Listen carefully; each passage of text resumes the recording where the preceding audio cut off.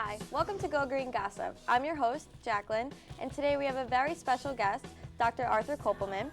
Dr. Kopelman has been a professor of science here at FIT since 1981 and is the only SUNY Distinguished Service Professor among FIT's faculty. For nearly 30 years, Dr. Kopelman has been one of the strongest voices propelling FIT towards embracing the issues of sustainability. Welcome, Doctor. It's an honor to have you here today. It's an honor to be here. Thank you. You're welcome. So tell us, what created you to inspire the Sustainability Council here at FIT? You know, it wasn't that I alone did it. It was actually a group of us.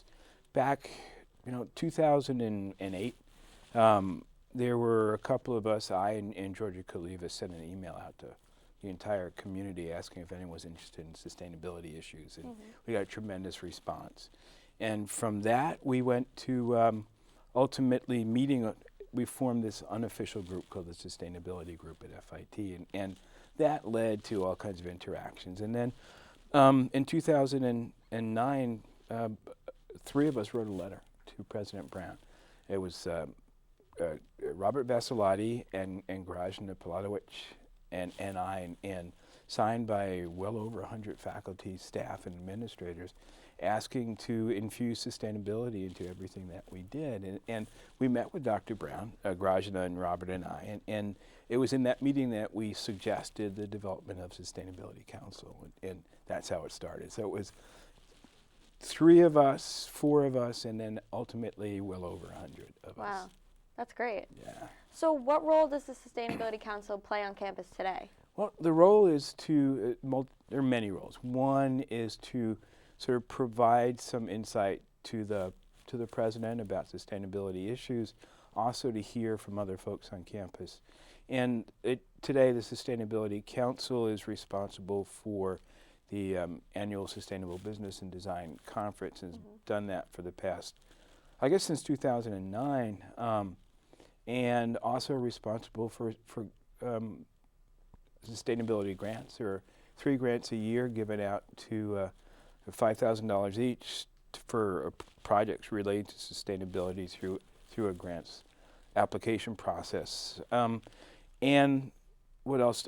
We also run what is Sustainability Awareness Week, and we try and gather information and be a voice for sustainability issues. Wow, that's great. So in your opinion, how can students who are not currently members of the council participate in being green on campus? Yeah, that's a good question. I think there are many ways you can do it. One would be to perhaps join, there's a sustainability club. There's also a minor in ethics and sustainability, and you can become part of that minor and educate yourself through the various courses that are there. You can also come to the Sustainability Conference that we have every year in the spring. You can go to the sustainability website. It's fitnyc.edu/sustainability, and find information there. And there also is a link to get on the Sustainability at FIT listserv. Oh. And that's another thing that you can do to sort of become part of the solutions. Right, right. So do you think that sustainability and this whole idea of going green is just a trend, or do you think it's revolutionary and here to stay?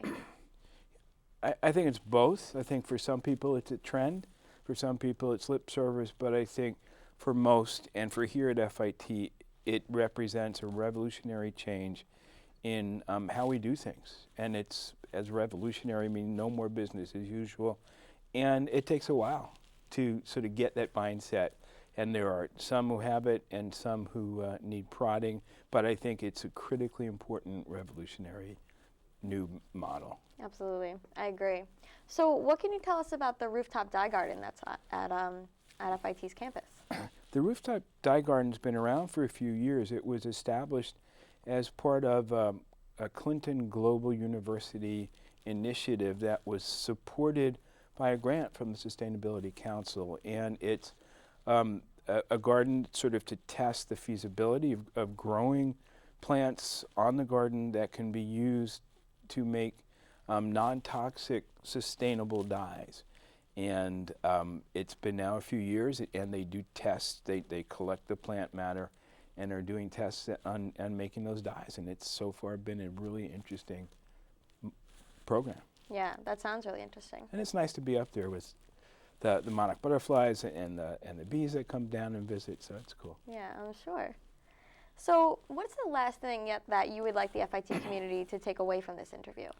The fact that sustainability is here to stay, and that even if it's not being addressed in any way that you think is appropriate, you can always, as an individual, ask for it to be addressed. And speak to your friends and help us move towards this new, incredibly important, necessary model. Great. How does that sound? Sounds great. All right. So where can we go for more information? You can go to, again, that sustainability website at FIT.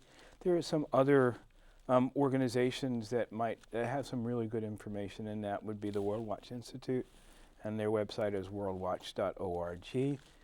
And I would think to get in contact with that sustainability listserv and ask questions. Okay, great. So do you have any exciting events coming up with the Sustainability Council? There is our annual conference coming up in April 12th. There's right now a contest to design a logo for the conference. Great. The winner gets $1,000. Wow. And the winners over the years have been, the stuff has been spectacular. We plan to try and run some town hall meetings in conjunction with the Sustainability Council and the Faculty Senate Committee on Sustainability for the campus. Wow. That's great. That's exciting. Yeah, it is. Well, that's all the time we have today. Thank you so much for being here, Dr. Kopelman. It was a pleasure. Thank you. It was a pleasure on my part, too. Thank you. And thank you for tuning in. We'll see you next time.